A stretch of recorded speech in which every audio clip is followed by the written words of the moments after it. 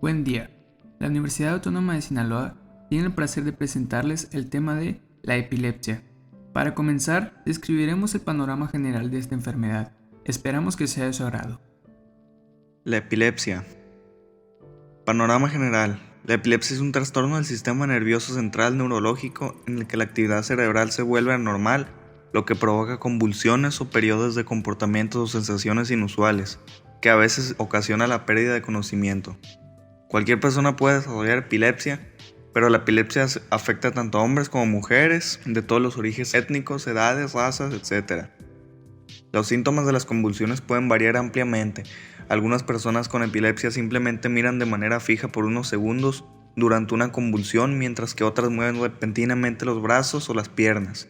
Tener una sola convulsión no significa que padezcas epilepsia. Por lo general, se requieren al menos 2 convulsiones no provocadas para determinar un diagnóstico. El tratamiento con medicamentos y en ocasiones las cirugías pueden controlar las convulsiones. En la mayoría de las personas que tienen epilepsia, algunas personas requieren tratamiento de por vida para controlar dichas convulsiones. Sin embargo, en otros casos las convulsiones desaparecen. Por ejemplo, en algunos niños, la epilepsia puede desaparecer conforme pasa la edad. La incidencia en adultos. La epilepsia es una de las afecciones cerebrales más graves, más comunes y afecta a más de 70 millones de personas en todo el mundo. Su incidencia tiene una distribución bimodal con mayor riesgo en lactantes y en grupos de mayor edad. El progreso de la tecnología genómica está exponiendo a la compleja arquitectura genética de los tipos comunes de epilepsia y está impulsando un cambio de paradigma. Los medicamentos anticonvulsivos pueden suprimir las convulsiones en hasta dos tercios de todas las personas, pero no alteran el pronóstico a largo plazo. La cirugía de la epilepsia es la forma más eficaz para lograr la ausencia de convulsiones a largo plazo en personas seleccionadas con epilepsia focal resistente a los fármacos, pero probablemente no se utilice lo suficiente. Incidencia en niños. Las epilepsias infantiles comprenden una amplia gama de trastornos que varían desde benignos a progresivos e incapacitantes. El diagnóstico preciso del tipo de epilepsia y la determinación de la etiología, cuando es posible, son esenciales para un tratamiento adecuado. El tipo de convulsión más común que se encuentra en los niños son las convulsiones febriles. Estos representan una condición benigna que de hecho no es la epilepsia y generalmente no requiere medicación antiepiléptica. Cuando ocurran convulsiones parciales en la infancia, los síndromes benignos con remisión espontánea, como la epilepsia rolándica, deben distinguirse de las epilepsias sintomáticas que pueden ser refractarias al tratamiento médico. Las convulsiones parciales complejas en los niños pueden parecer diferentes a las de los adultos. Fisiopatología de la epilepsia. Cuando se aborda por primera vez el estudio de la epilepsia sin perder de vista las características fundamentales de su definición, dentro de las que resalta la presencia de episodios de descarga encefálica de inicio súbito a un automismo propio, pero definitivamente desligado al ritmo de despolarización de las neuronas del sistema reticular ascendente, se tiende a considerar su fisiopatología como un fenómeno de naturaleza exclusivamente eléctrica, cuya actividad produce manifestaciones clínicas estrechamente ligadas con la función que cotidianamente desempeñan las redes neuronales, por donde se distribuyen los estímulos, sistemas motores y sensitivos que pueden incluso involucrar la participación de grupos neuronales relacionados con mecanismos de percepción, y se profundiza su estudio y se analiza la serie de fenómenos que en su conjunto desencadenan esta entidad nosológica. Difícilmente se puede sustentar la idea inicial que minimiza su fisiopatología a una serie de despolarizaciones y repolarizaciones sucesivas que producen episodios súbitos de actividad eléctrica organizada, pero al mismo tiempo carente de sincronía con la relación del resto de las funciones que desempeña el sistema nervioso central. Es decir, en esta entidad nosológica se generan descargas rítmicas pero asincrónicas. El foco de la epileptogénesis equivale a una pequeña área tridimensional localizada en alguna zona de la masa celular encefálica, de la cual parten potenciales propagados que recorren distancias variables en todas las direcciones y sentidos, simulando una esfera irregular diminuta cuyos límites corresponden a un frente de onda en periodo refractorio, ya sea absoluto o relativo, que le impide su expansión más allá de las fronteras, pero que al mismo tiempo evita que los estímulos externos invadan su territorio. al encontrarla prolongada de manera infinita su velocidad de conducción en los límites impuestos por este mismo frente de onda. Excitabilidad neuronal. Las neuronas anormales que forman parte del foco de la epileptogénesis muestran alteraciones estructurales en su membrana, que condicionan modificaciones sustanciales en sus características electrotónicas y por ende en su potencial de equilibrio y velocidad de conducción. Los procesos moleculares que convergen con la aparición de esta serie de alteraciones dieléctricas dependen fundamentalmente de la activación de receptores tanto ionotrópicos como metabotrópicos, lo que no solo condicionan severas modificaciones en los flujos iónicos, sino que en la transmisión sináptica y en la comunicación intracelular. A nivel de descarga, por ejemplo, se acerca al potencial de equilibrio, por lo que en comparación con lo que sucede con una neurona y en condiciones normales, la cantidad mínima de energía que se requiere para desencadenar una respuesta propagada es menor.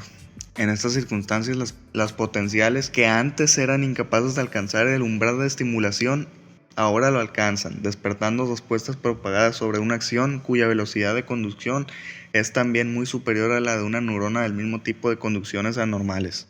De tal manera que en este proceso juega un papel preponderante la actividad de canales o túbulos iónicos, tanto de voltajes dependientes como de receptores dependientes. Receptores y neurotransmisores. No obstante, la liberación presináptica de la acetilcolina puede ser el estímulo desencadenante del fenómeno dieléctrico. El ácido glutámico, el que refuerza y sostiene el proceso. Cuando la interneurona facilitatoria libera el ácido glutámico y este actúa sobre el receptor específico, se activa una proteincinasa que al promover un flujo sostenido del ion calcio da lugar a la formación del complejo calcio-calmodulina, el que estimula a su vez a otros receptores facilitatorios que, además de incrementar la liberación de más de neurotransmisores al medio, produce alteraciones en la función mitocondrial que repercuten a la supervivencia de la célula. Durante el proceso de la epileptogénesis disminuye también la actividad del ácido gamma-aminobutírico, en el que como neurotransmisor inhibe la actividad de las neuronas presinápticas en condiciones homeostáticas. De tal forma es cuando abate su liberación o síntesis, o bien disminuye el número de receptores posinápticos sobre las cuales actúa, decrece la electronegatividad del potencial de equilibrio, permitiendo los estímulos de menor intensidad. Propagación de estímulo. Como se señalaba anteriormente, los focos de la epileptogénesis emergen constantemente breves brotes y descargas de potenciales propagados, que son disparados de manera rítmica y sincrónica por grupos de células anormales que toman la función del marcapaso. Estos trenes de descarga pueden en un momento dado potenciar sus estímulos, los que al hacer crecer su frente de onda despolarizan áreas circunvecinas conformadas por estructuras neuronales anatómicas y funcionalmente normales, que se prestan para sus características dieléctricas a la conducción y propagación del estímulo anormal. Los cambios dieléctricos que sufren las membranas de las neuronas involucradas provocan el desgaste y la suspensión del proceso, a través del fenómeno como disminución de la velocidad de conducción, producción de periodos refractorios absolutos o relativos con duración variable en distintas zonas del circuito involucrado, la hiperpolarización de neuronas posinápticas, la disminución en cuanto a número de neurotransmisores liberados, la disminución de la permeabilidad a los iones. La participación del sistema inmune. De modo que a simple asociación entre la presencia de algunos de los mediadores de inflamación con crisis convulsivas no necesariamente implica que dentro de su fisiopatología sea la inmunidad la que juegue el papel preponderante, ya que su activación también podría ser el resultado indirecto de la participación de otra serie de fenómenos ajenos a los desencadenados por un sistema biológico. Con base a lo anterior, difícilmente podríamos aceptar que las crisis convulsivas descontroladas y repetitivas pudieran condicionar un proceso inflamatorio crónico en el sistema nervioso central, en lo que más bien es el resultado de una activación de vías de señalización capaces de promover cambios en los potenciales electrónicos de equilibrio y propagado, además de inducir modificaciones fenotópicas desencadenadas por la activación de genes específicos de apoptosis y migración celular. Estos elementos explican las alteraciones que sufre la función del sistema nervioso central y desencadenan un cuadro clínico de epilepsia.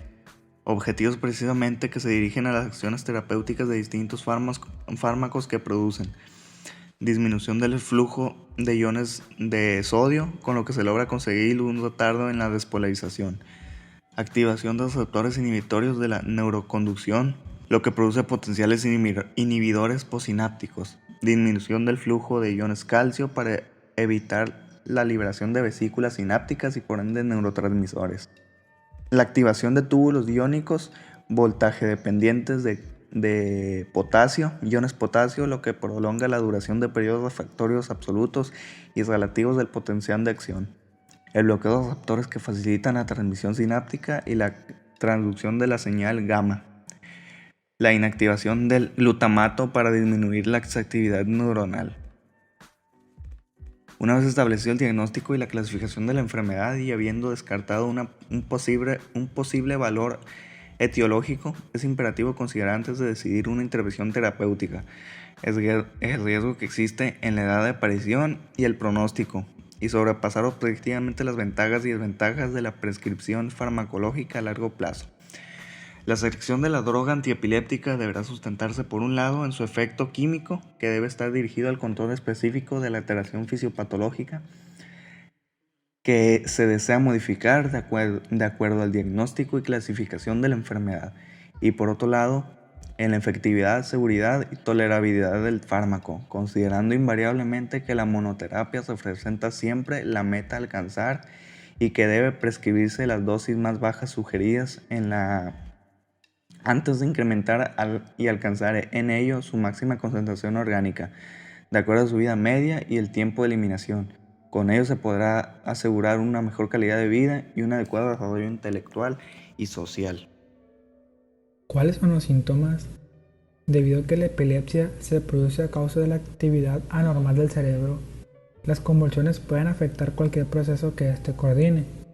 Algunos de los signos y síntomas de convulsiones son confusión temporal, episodios de ausencias, movimientos espasmódicos incontrolables de brazos y piernas, pérdida del conocimiento o conciencia, síntomas psíquicos como el miedo, ansiedad o déjà vu. Los síntomas varían según el tipo de convulsión. En la mayoría de los casos, una persona con epilepsia tendrá a tener el mismo tipo de convulsión en cada episodio, de modo que los síntomas serán similares entre un episodio y otro. Generalmente, los médicos clasifican a las convulsiones como focales o generalizadas, en función de cómo comienza la actividad cerebral anormal. Las convulsiones focales. Las convulsiones que aparentemente se producen a causa de la actividad normal en una sola parte del cerebro se denominan convulsiones focales parciales. Estas convulsiones se agrupan en dos categorías, que vienen siendo las convulsiones focales sin pérdida del conocimiento y las convulsiones focales con alteración de la conciencia. Las convulsiones focales sin pérdida de conocimiento dice que estas convulsiones, antes llamadas convulsiones parciales simples, no causan pérdida del conocimiento. Pueden alterar las emociones o cambiar la manera de ver, oler, sentir, saborear o escuchar. También pueden provocar movimientos espasmódicos involuntarios de una parte del cuerpo, como viene siendo un brazo o una pierna, y síntomas sensoriales espontáneos como un hormigueo, mareos y luces parpadeantes. Las convulsiones focales con alteración de la conciencia dice que estas convulsiones, antes llamadas convulsiones parciales complejas, comprenden la pérdida del conocimiento o conciencia, o de un cambio en ellos. Durante una convulsión parcial compleja, puedes mirar fijamente en el espacio y no responder a tu entorno, o realizar movimientos repetitivos como frotarte las manos, mascar, tragar o caminar en círculos. Los síntomas de las convulsiones focales pueden confundirse con otros trastornos. Las convulsiones que aparentemente se producen en todas las áreas del cerebro se denominan convulsiones generalizadas. Existen 6 tipos de convulsiones generalizadas. Las crisis de ausencia, previamente conocidas como convulsiones petit mal, a menudo ocurren en niños y se caracterizan por episodios de mirada fija en el espacio, o movimientos corporales sutiles, como parpadeo o chasquido de los labios. Pueden ocurrir en grupo y causar pérdida breve de conocimiento. Las crisis tónicas causan rigidez muscular. Generalmente afectan los músculos de la espalda, brazos y piernas, y pueden provocar caídas. Las crisis atónicas, también conocidas como convulsiones de caída, causan la pérdida del control muscular, que puede provocar un colapso repentino o caídas. Las crisis clónicas. Las crisis clónicas se asocian con movimientos musculares espasmódicos, repetitivos o rítmicos. Estas convulsiones generalmente afectan el cuello, la cara y los brazos. Las crisis mioclónicas generalmente aparecen como movimientos espasmódicos breves repentinos o sacudidos de brazos y piernas. Y las crisis tónico-clónicas. Las crisis tónico-clónicas, previamente conocidas como convulsiones de gran mal, son el tipo de crisis epilépticas más intenso y pueden causar pérdida abrupta de conocimiento, rigidez y sacudidas del cuerpo, y en ocasiones pérdida del control de la vejiga o mordedura de la lengua. ¿Cuándo debemos consultar a un médico? Es necesaria la intervención médica inmediata en cualquiera de los siguientes casos.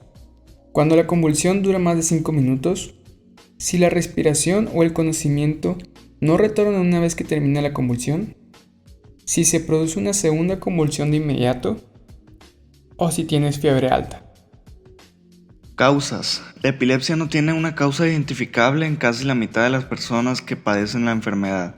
En la otra mitad de los casos, las enfermedades pueden producirse a causa de diversos factores, entre ellos influencia genética, algunos tipos de epilepsia que se clasifican según el tipo de convulsión que se padece o la parte del cerebro que resulta afectada son hereditarios. En estos casos es probable que haya una influencia genética. Traumatismo craneal. Un traumatismo craneal como consecuencia de un accidente automovilístico o de otra lesión traumática que puede provocar la epilepsia, sean golpes o etc. Enfermedades cerebrales. Las enfermedades cerebrales que dañan el cerebro, como los tumores cerebrales o los accidentes cerebrovasculares, pueden provocar epilepsia. Los accidentes cerebrovasculares son la causa principal de epilepsia en adultos mayores de 35 años. Enfermedades infecciosas. Las enfermedades infecciosas como la meningitis, el SIDA y la encefalitis viral pueden ser causa de epilepsia. Lesiones prenatales. Antes del nacimiento los bebés son sensibles al daño, por lo que puede originarse por diversos factores como una infección en la madre, la mala nutrición o la deficiencia de oxígeno. Este daño cerebral puede provocar epilepsia o parálisis cerebral infantil. Trastornos en el desarrollo. A veces la epilepsia puede estar asociada con trastornos del desarrollo como autismo y neurofibromatosis. Tener convulsiones en determinados momentos puede conllevar a circunstancias peligrosas para ti o para otras personas, tales como caídas, ahogos, accidentes automovilísticos, complicaciones en el embarazo y problemas de salud emocional. Por todo esto, es necesario que conozcamos las causas y síntomas de la epilepsia para saber reaccionar en una situación como estas. De esta manera concluimos con nuestra exposición. Ha sido un placer para nosotros desarrollar este tema y esperamos que haya sido de su agrado. A continuación dejamos las referencias de donde sacamos nuestra información. Y sin más que decir, muchas gracias por su atención. Hasta luego.